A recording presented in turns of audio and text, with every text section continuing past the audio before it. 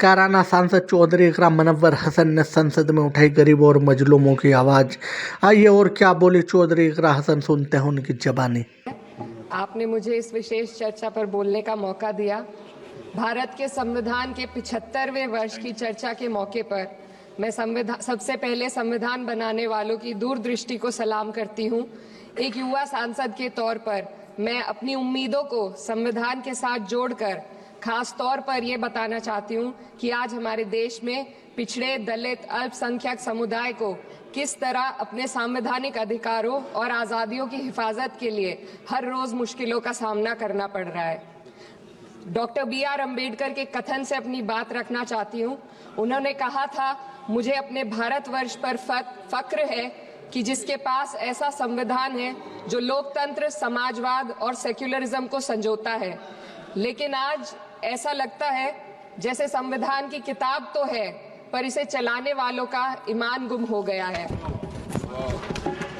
आज हिंदुस्तान में हर वर्ग को किसी न किसी चुनौती का सामना करना पड़ रहा है, मगर अल्पसंख्यक, खासतौर पर मुसलमानों पर जो कहर टूटा है वो किसी से छुपा नहीं है। ये लोग सिर्फ अपने मजहबी पहचान की वजह से निशाने पर हैं। संविधान का अनुच्छेद 15 कहता है कि किसी भी नागरिक के साथ धर्म, जाति या किसी और वजह से भेदभाव नहीं होना चाहिए, लेकिन हकीकत इसके उलट है।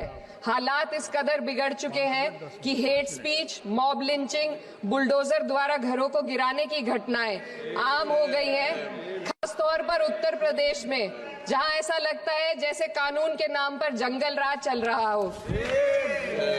संभल में जो हुआ वो सबके सामने है। पुलिस के संरक्षण में निर्दोष लोगों की हत्या की गई और सरकार ने चुप्पी साध ली। अल्पसंख्यकों पर हिंसा बढ़ती जा रही है, मगर सत्ता में बैठे लोग या तो आंखें मूंदे हुए हैं या फिर इन घटनाओं को बढ़ावा दे रहे हैं। हद तो तब हो जाती है जब न्यायपालिका की बात भी अनसुनी कर दी जाती है। सुप्रीम कोर्ट ने मॉब लिंचिंग पर 11 सूत्रीय निर्देश जारी किए थे।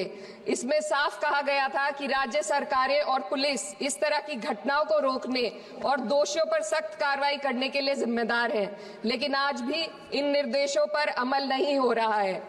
हाल ये है कि मॉब लिंचिंग को रोकने की बजाय सत्ता में बैठे लोग आग में घी डालने का काम कर रहे हैं। उनकी जुबान से ऐसी बातें निकलती हैं जो नफरत को और बढ़ावा देती है। ये अशांति अब इतनी गहराई तक फैल चुकी है कि हमारे समाज के धर्मनिरपेक्ष चरित्र पर गंभीर सवाल उठ रहे हैं। साल की शुरुआत में ही कई राज्यों में दुकानदारों को अपने नाम बोर्ड पर लगाने के लिए मजबूर किया गया। इसे सेहत और सुरक्षा के कानूनों का हिस्सा बताया गया, मगर असल मंशा कुछ और थी। ये कदम खास तौर पर मुसलमान दुकानदारों को निशाना बनाकर उठाया गया ताकि उनकी रोजी रोटी पर चोट की जाए। पिछले हफ्ते मुरादाबाद में एक मुस्लिम डॉक्टर को हिंदू बहुल्य मोहल्ले में घर खरीदने पर विरोध झेलना पड़ा। वजह बताई गई कि इससे मोहल्ले की सामाजिक शांति बिगड़ जाएगी। अब आप ही बताइए, क्या ये वजह सही है, जायज है? असल में ये छोटी बड़ी घटना इस बात का सबूत है कि सांप्रदायिकता को बढ़ावा देने वाले बयान और नीतियां हमारे समाज को अंदर से खोखला कर रही है।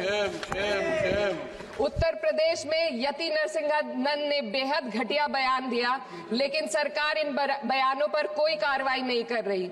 हेट स्पीच न केवल जनमानस के विचारों को प्रदूषित करती है, बल्कि इससे अब संवैधानिक पदों पर बैठे लोगों को भी प्रभावित कर दिया है।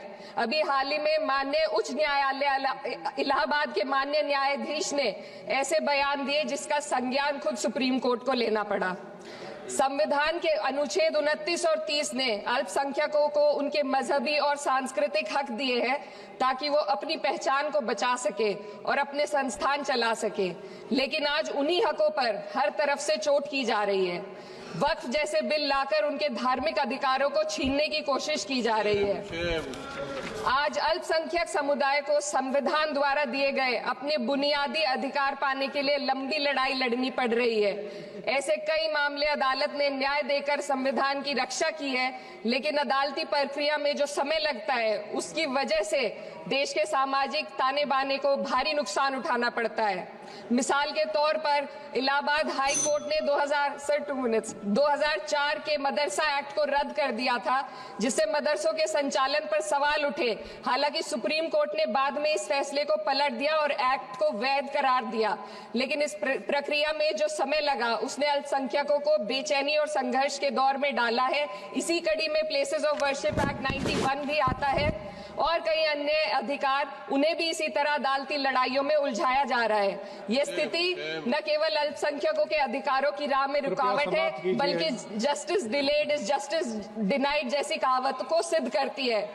मैं इस सदन से दुनिया भर के अल्पसंख्यकों की आवाज उठाना चाहती हूँ, खास तौर पर हमारे पड़ोसी देश बांग्लादेश में अल्पसंख्यकों के साथ जो हो रहा है वे दिल को गहरे तक चोट पहुंचाने वाला है। उनकी जान माल की हत्या की जा रही है। बांग्लादेश हो या हिंदुस्तान हो या कोई और देश, अल्पसंख्यकों की सुरक्षा, इज्जत और अधिकारों की हिफाजत हर सरकार की सबसे पहली जिम्मेदारी होनी चाहिए। मैं इस सदन से अपने देश के अल्पसंख्यकों के साथ बांग्लादेश के पीड़ित अल्पसंख्यकों की आवाज को एक साथ उठाना चाहती हूँ। ये वक्त की पुकार है कि हम सब मिलकर ये सुनिश्चित करें कि किसी भी इंसान को उसकी पहचान या मजहब के कारण डरकर जीने पर मजबूर ना होना पड़े।